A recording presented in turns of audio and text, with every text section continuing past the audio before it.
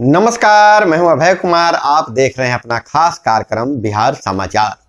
बिहार समाचार में खबरें बिहार की, बातें बिहार की, देश दुनिया की तमाम खबरें जो आपको जानना जरूरी है। बिहार समाचार में हम खबर लेते हैं सत्ता के गलियारों से, पंचायत के गलियों से और गांव के चौपालों से, जो कहीं न कहीं आपके जीवन को प्रभावित करता है। तो बिहार समाचार में पहली खबर, जो ग्रहण लगा हुआ था निकाय चुनाव को लेकर, वो समाप्त हो गया है। बिहार में अति पिछड़ों के आरक्षण के साथ ही नगर निकाय चुनाव पर रोक हटा लिया गया है। अब अति पिछड़ों के आरक्षण के साथ ही चुनाव संपन्न कराया जाएगा। सरकार के अंडरटेकिंग के बाद हाईकोर्ट का फैसला, पटना हाईकोर्ट के हस्तक्षेप के बाद अंततः नगर निकाय चुनाव को लेकर जो संशय की स्थिति थी वह समाप्त हो गया है। बुधवार को बिहार में अब अति पिछड़ों को आरक्षण के साथ नगर निकाय चुनाव कराने का हाईकोर्ट ने आदेश दे दिया है। और वहीं महाधिवक्ता ललित किशोर ने कोर्ट में अंडरटेकिंग देकर कहा कि राज्य सरकार ने जो ईबीसी कमीशन का गठन किया था उसे ही आयोग का दर्जा दे दिया जाए, उसे आयोग में बदल दिया जाए और उसके बाद जो सख्ती के साथ जो गाइडलाइन जारी है उस गाइडलाइन के साथ राजनीतिक रूप से पिछड़ों का पहचान करके चुनाव अति पिछड़े के आरक्षण के साथ हो जाएगा। आयोग का गठन कर लिया गया, कहिए कि उसी को आयोग का मान्यता दे दिया गया है। ईबीसी आरक्षण को लेकर सरकार अति पिछड़ा आयोग का गठन किया। इसमें नवीन कुमार आर को अध्यक्ष बनाया गया है और सरकार पिछड़ापन की पहचान के लिए तैयार हो गया है। तो बहुत बड़ी खबर है आज निकलकर सामने आई है। जो ग्रहण लगा हुआ था नगर निकाय चुनाव को लेकर वह समाप्त हो गया है। अब जल्द ही चुनाव अति पिछड़ों के आरक्षण के साथ हो जाएगी।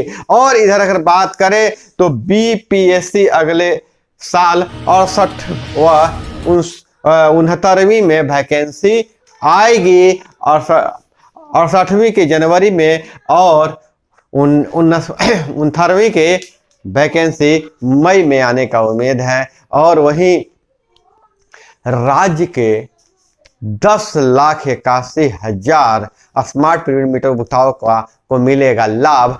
स्मार्ट प्रीपेड मीटर के उपभोक्ताओं को 15 से पैसा कटने पर मिलेगा रियल टाइम ब्रेकअप।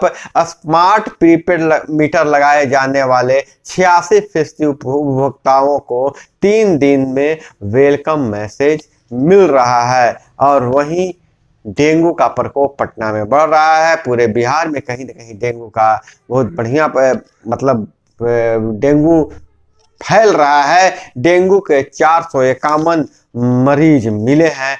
इनमें से अगर हम कह दें तो 246 पटना में ही है, 246। और बहुत बड़ी खबर आ रही है कि पंचायत प्रतिनिधियों की सुरक्षा को लेकर क्या कदम उठाए जा रहे हैं। खास करके ग्राम पंचायतों के मुखिया हुए, पंचायत समिति सदस्य हुए, सरपंच हुए, वार्ड सदस्य हुए, पंच हुए, उनकी सुरक्षा के लिए सिर्फ राजनीतिक बयानबाजी हुई, उसके उनकी सुरक्षा का कोई उपाय नहीं किया गया। और उसका नतीजा है कि पटना में मुखिया के पति को दिन दहाड़े गोलियों से भून डाला। घटना के बाद बॉडी को अपराधियों ने हिलाकर देखा कि मरा है कि नहीं मरा है, उसके बाद भाग गए।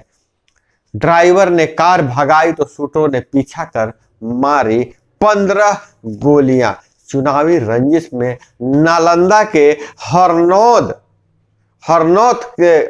प्रखंड के नेहुसा पंचायत की मुखिया मंजूषा कुमारी के पति लाल सिंह जी की हत्या हो गई है। लाल सिंह धीरज की पटना के बोरिंग रोड स्थित पानी टंकी कचरा डंपिंग यार्ड के पास अपराधियों ने गोली मारकर हत्या कर दिया है। हम आपको बता दें कि लाल सिंह धीरज अनंत कुमार के करीबी माने जाते हैं, लेकिन फिलहाल अभी अनंत कुमार के पास बहुत दिनों से नहीं गए थे। कार में गोलियों के 10 निशान मिले हैं। चालक को कुछ नहीं हुआ है, चालक को हिरासत में ले लिया गया है। लेकिन जनप्रतिनिधियों को जनप्रतिनिधि अगर महिला हैं तो उनके पति को, उनके परिवार को, उनके बेटे को, उनके ससुर को निशाना बनाया जा रहा है, उनकी हत्या कर दी जा रही है। और पंचायत प्रतिनिधियों की सुरक्षा को लेकर बहुत सारे बयानबाजी हुए, वादे किए गए कि उन्हें हथियार दिया जाएगा, गार्ड मिलेगा,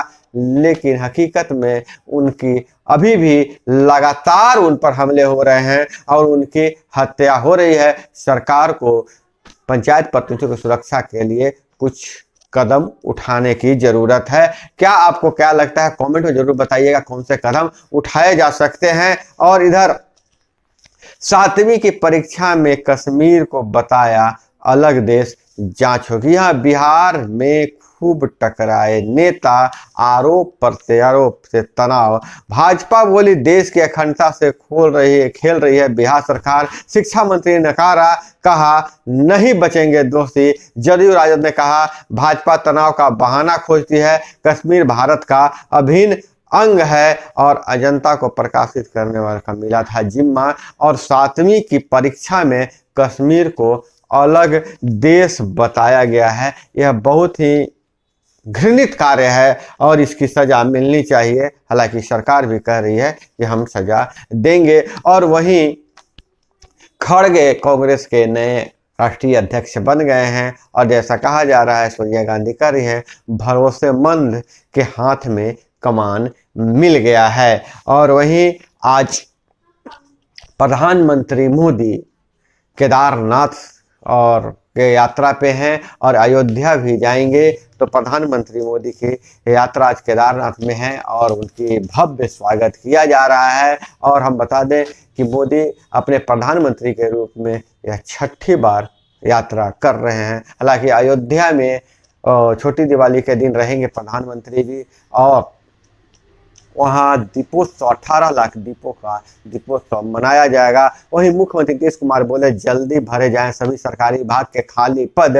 मुख्यमंत्री ने कहा सड़क, पुल व भवनों का मेंटेनेंस वर्क डिपार्टमेंट करे। और सीएम ने कई सेन की सामान्य प्रशासन और गृह विभाग से जुड़ी फाइलों की समीक्षा। मोदी बोले निकाय चुनाव पर बिहार सरकार को कोर्ट में सरेंडर करना पड़ा। कोर्ट में बिहार सरकार को सरेंडर करना पड़ा। श्रवण कुमार बोले निराशा में अनर्गल प्रलाप कर रहे हैं भाजपा के नेता।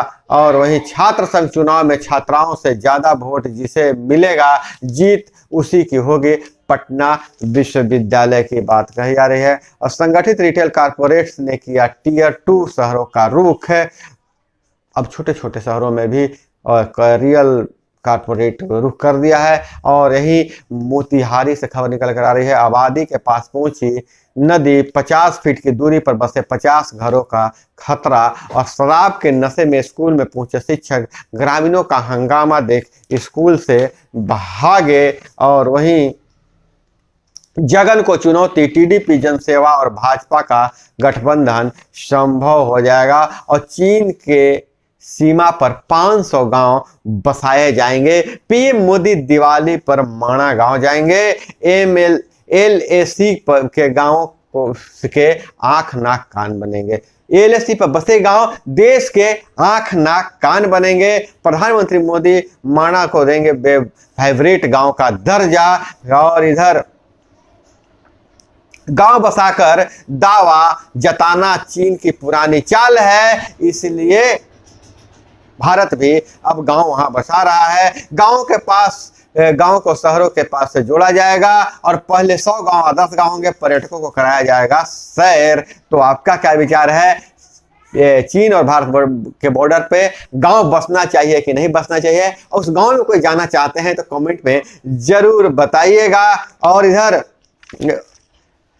हड़ताली मोड़ से बोरिंग कैनाल रोड तक बनने वाले फ्लाईओवर के बीच मंदिर शिफ्ट करने की तैयारी। जिला प्रशासन के अफसरों ने मंदिर से जुड़े लोगों से बातचीत की, अब तक नहीं सुलझ सका है मामला। और गोद लिए गए टीबी मरीज की हर महीने जारी होगी सूची।